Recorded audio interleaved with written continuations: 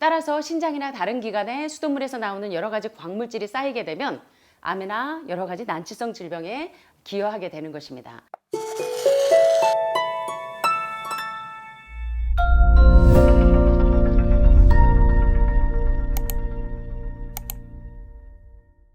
안녕하십니까. 오늘도 날씨가 무덥지만 또 이렇게 더운 날씨에도 불구하고 여러분들의 마음에 정말 건강지혜에 대한 갈망과 하나님의 말씀에 대한 그런 갈망이 더욱더 새롭게 이곳에서 생성되는 그런 시간이 되기를 간절히 바랍니다. 여러분들도 더워서 좀 힘드시죠? 요새 탈수 현상도 많이 오고 하시는데 이럴 때일수록 탈수 현상이 오지 않도록 물에다가 구주겸 조금씩 드셔서 기운이 빠질 때 또 특별히 해독식 하시는 분들은 그런 것들을 잘 참고하시면 좋겠습니다. 자, 이번 시간에도 지난 시간에 이어서 사실 이제 자연치유에 있어서 가장 중요한 그 테라피, 가장 중요한 요법에 대해서 배우는 시간들을 가지고 있습니다. 우리 지난 시간에 공부한 거를 좀 한번 반복해 보도록 하겠습니다. 자, 이제 많은 그 환우분들에게 있어서 암 환자들에게 있어서 또는 난치성 질환 환자들에게 있어서 가장 간과할 수 없는 가장 중요한 치료법이 있습니다. 치유법이. 자, 어떤 치유법이 있었죠? 독소 제거하고 해독하는 방법들이 있다 그랬죠? 자, 그런데 독소나 해독하는 것은 그냥 대장 청소 하나만 하면 끝나죠. 혈액 청소 하나만 하면 끝나겠죠. 자, 그러면 어떤 단계를 거쳐서 해독을 하게 됩니까? 첫 번째, 대장 청소. 두 번째, 혈액 청소죠? 뭘까요? 예, 반드시 기생충 제거가 없이는 다음 단계로 넘어가지 말라는 말씀에 대해서 지난번에 공부하셨죠? 이상하게 많은 암 환자분들이 특별히 이제 동물들의 기생충을 제거하는 알벤다졸이나 펜벤다졸을 먹는데도 불구하고 많은 암 환자들이 회복이 되고 통증이 없어지는 이유가 무엇인지 우리 지난 시간에 기생충 제거가 얼마나 많은 중증 환자들에게 있어서 중요한 공과인지 뭐 요충, 편충, 십이지장증 을 비롯한 수많은 기생충 가운데 특별히 뇌에 기생하는 선무충균 같은 아이들이 계속적으로 뇌혈관을 파고 들어갈 때 간질이나 파킨스나 알츠하이머에까지 도달할 수 있는 뇌병변이 심각한 뇌병변이 생길 수도 있다는 사실에 대해서 공부했습니다. 그래서 많은 암이 이렇게 이 몸에도 서식하게 되지만 기생충에 의해서 또는 뇌에도 이 기생충이 서식할 때 상당히 무서운 병변을 초래한다는 사실에 대해서 지난 시간에 공부하셨습니다. 자, 그래서 이제 클락 박사의 기생충을 제거하는데 채소에 있는 기생충을 제거하는 가장 좋은 방법이 뭐라고 배우셨죠? 채소에 있는 기생충 제거하는 방법. 예, 우리 선생님 말씀하신 것처럼 오존수를 활용하실 때 채소에 있는 기생충을 가장 효과적으로 제거할 수 있는 방법에 대해서 공부하셨습니다. 자, 그렇다면 사람의 몸에 서식하고 있는 암이나 여러 가지 병변을 유발하는 그 무서운 기생충을 제거할 수 있는 가장 좋은 방법, 우리 클락 박사의 기생충 제거 방법을 배우셨죠? 세 가지 약초를 활용해서 기생충을 제거합니다. 세 가지 약초 기억나십니까? 뭐가 있었죠? 첫째, 예, 검은 호두 나무 껍질, 예, 그래서 블랙 월넛 오일 첫 번째. 두 번째는요? 향쑥, 예. 또 세 번째는요? 요거 두 가지만 하면 기생충이 효과적으로 제거가 될까요? 예. 정향나무는 뭡니까 여러분? 한자로 열매가 정자처럼 생겼고 향기가 진하게 어우러지는 나무를 일컬어 정향나무라고 하는데 그것은 바로 한국에서 쉽게 여러분들이 생각을 하신다면 야생 라일락 나무입니다.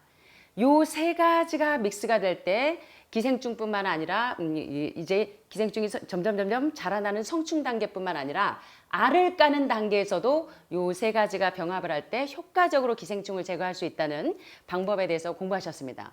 그래서 이 기생충을 제거하고 나서 많은 암 환자들이 급속하게 회복되는 경우가 상당히 많은 사실에 대해서 지난 시간에 공부했던 거 이제 기억나십니까? 더듬어 보니까 기억나시죠? 기억나세요? 네.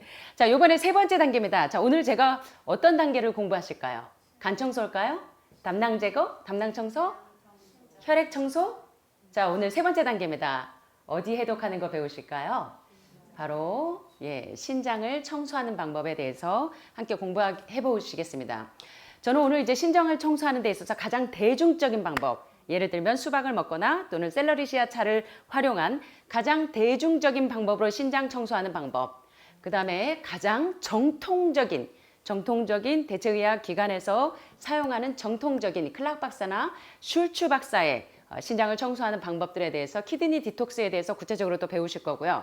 세 번째, 그러면 어떤 경우에 신장을 청소하는가, 어떤 증상이 있을 때 신장을 청소하는 것이 효과적인가, 이런 사실에 대해서 살펴보겠고, 특별히 중국 분들은 뜨거운 이런 무더운 날에도 제가 재밌는 우화를 얘기하자면, 저희가 중국에 있을 때 날씨가 상당히 좀 쌀쌀한 날씨였습니다. 그런데 이제 원장님이 오늘 날씨가 이런데 이렇게 저희들은 다 더워가지고 막 어쩔 줄 모르고 선교사들하고 막 부채질도 하고 막 이제 이러고 있는데, 원장님은 이렇게 더위도 안 타고 오히려 그냥 가만히 계시는 거예요. 그래서 어떠세요 날씨가? 그래, 今天天气怎么样? 오늘 날씨 어때요? 그랬더니 뭐라고 하시냐면 今天天气暖和. 오늘 날씨 참 따뜻합니다. 이러는 겁니다. 사실은 저희는 더워서 정말 죽을 지경인데 원장님은 더위를 잘 안 타시는 것 같아요. 여러분들도 무더운 날씨지만 그 마음에 은혜가 넘치셔서 그런 모든 더위를 샥 날리셨으면 좋겠습니다. 자, 그래서 이번 시간에 제가 왜 중국 얘기를 했냐면, 중국 분들은 이런 더운 날씨에도 차가운 물을 안 드십니다. 우리 한국 식구들은 이제 얼음물도 먹고 우리 선교사들은 막 난리가 납니다, 이 더위에. 그런데 중국 선교사들은요, 이 더운 날에도 뜨거운 물을 마시더라고요. 자, 그런데 이 뜨거운 이온수, 팔팔 끓인 물이 얼마나 우리 몸의 체내의 독소들을 빼내는지, 그런 여러 가지 신장에 있는 독소들을 해독할 수 있는 방법들을 이번 시간에 좀 공부해 보도록 하겠습니다. 어떠세요? 관심 있으세요? 네. 자, 그럼 진행해 볼까요? 자, 한번 살펴보도록 하겠습니다. 먼저 가장 대중적으로 신장을 청소할 수 있는 방법들을 알려드리겠는데요. 참고로 이제 댓글에 그 부원장님 그 내용들이 그 논문을 발췌해서 그 밑에다 써달라고 하시는데, 제가 이 강의 내용을 전체를 하기가 상당히 좀 바쁩니다. 자, 여러분들이 어떤 내용을 참고하시면 되냐면, 암 자연 치유 백과라는 Cancer Step Outside the Box라는, 아마 지금은 번역판이 없으실 겁니다. 그래서 아마존닷컴에서 여러분들이 Cancer Step Outside the Box라는 책을 보시면 타이 볼링거 선생님의 많은 정통적인 요양원에서 사용하는 아주 그 치유의 노하우가, 비하인드 스토리가 여기 많이 담겨 있습니다.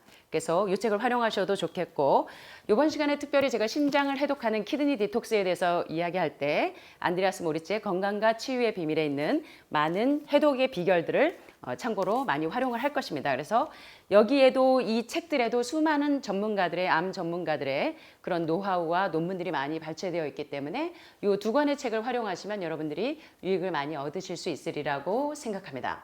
자, 먼저 대중적인 요법에 있어서 가장 쉬운 신장 청소 방법을 좀 살펴보도록 하겠습니다. 자, 우리 이제 클락 박사의 기생충을 40일 동안 검은 호두나무 오일과 또 정향나무와 향쑥을 가지고 세 가지를 가지고 교대로 40일 동안 그것을 먹어서 기생충이 이제 날마다 여러분들이 화장실에서 이제 파란 바구니에다가 이렇게 걸러 보시면 기생충이 바글바글 나오시는 분들이 많아요. 예, 암 환자들은 정말 아침마다 그 기생충을 보시면서 흐뭇해 하시는 분들이 많은데요. 이런 그 정말 한 바가지로 나오시는 분들이 상당히 있었습니다.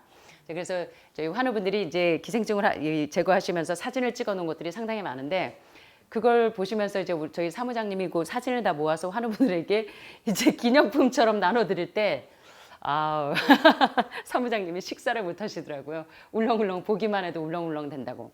처음에는 작은 알들, 이런 알들이 점점 편충, 뭐 십이지장충, 막 길다란 애들이 막 이렇게 쏟아지는 걸 보시니까, 야, 내 몸에 이런 게 서식하고 있어서 내가 이렇게 건강이 좋지 않았구나, 이런 거를 이제 많이 발견하시는데요. 만약 클락 박사의 40일 기생충 이제 클락 박사님이나 슐츠 박사님의 이 디톡스 방법은 사실은 상당히 이제 그 대체의학에서는 정통적으로, 자연치유 요법으로는 상당히 정통적으로 하시는 분들이니까 그런 클락 박사의 40일 기생충 방법을 활용하셔도 좋겠고요. 되게 민간요법으로는 감자 갈아서들 많이 기생충을 제거하는 것을 활용하셨었죠. 그래서 이제 그런 것들을 기생충을 제거하고 난 다음에 그 다음 단계가 이제 신장을 청소하는 방법입니다. 자, 그런데 왜 이 많은 대체의학 요양원들, 대체의학을 하시는 분들이 왜 이 5개 단계별로 그 순서대로 디톡스하는 것이 그렇게 효과적이고 건강의 레벨을 올릴 수 있는지를 계속적으로 설명하셨죠. 혈액 청소가 바로 반드시 간 청소를 하지 않고 혈액 청소가 들어가면 다시 역류한다. 장간 순환이, 다시 말하면 세포나 혈관 속에 있는 독소들이 다시 역류한다. 오바이트 한다. 그래서 반드시 순서가 대장 청소 없이 간 청소하지 말고 대장 청소 다음에 기생충을 제거하고 그 다음에 신장을 청소하고 그 다음에 간을 청소하고 간과 방광, 당낭을 청소하고 마지막으로 혈액을 청소하는 5단계의 스텝을 거치는 것이 여러분들의 건강을 레벨을 올리는데 상당히 효과적이라는 사실에 대해서 여러분들이 계속적으로 기억하셨으면 좋겠습니다. 자, 그러면 신장 청소가 왜 그렇게 중요한지 한번 살펴보도록 하겠습니다. 신장이 우리 몸에서 하는 일이 뭘까요? 여러분들이 아시는 것처럼 콩팥이라고 불리는 신장은 우리 몸에서 매일매일 육체의 생명은 어디에 있습니다? 피에 있습니다. 자, 그 피를 매일매일 맑게 정화시키는 거. 여러분들 처음 오셔서 오늘 혈액 검사들 다 해보니까 어떠세요? 어떤 분들은 적혈구가 예쁘게 이제 산소가 통과할 수 있도록 예쁘게 모양이 이제 잡혀가는 분들이 있고, 처음에 오셨을 때는 막 혈전이 막 뭉쳐가지고 막 덩어리로 덩어리 막 붙어 있다가 지금은 적혈구가 저녁에 해독식을 하시고 건강식을 하시고 채식을 하니까 이제 세포의 산소 포화도가 높아지면서 적혈구가 예쁘게 생기는 거 보시죠? 자, 이와 같이 신장이 우리 몸에 있는 혈액을 매일매일 정화시켜주고 우리 몸속에 있는 노폐물을 치워주는 굉장히 중요한 해독기관입니다. 신장이나 간이 망가지면 여러분들이 몸이 주르르 계속 레벨이 올라가지 않는 것을 보게 되실 겁니다. 특별히 수은이나 납이나 비소, 구리 그리고 여러 가지 독소들을 매일매일 치워주는 일을 하고요. 그 다음에 남는 물을 처리하고 이 남는 물은 뭐가 될까요? 소변이 되겠죠.